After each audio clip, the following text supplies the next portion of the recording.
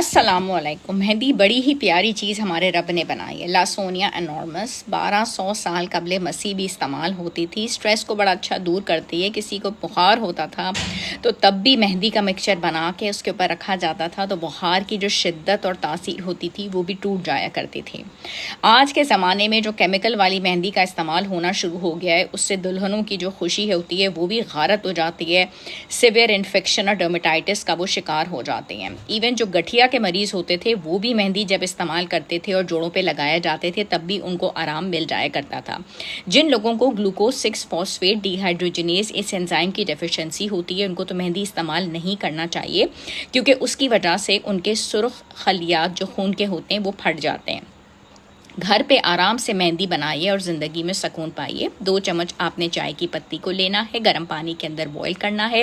1 चम्मच लौंग और क्लोव्स को और 2-4 चम्मच चीनी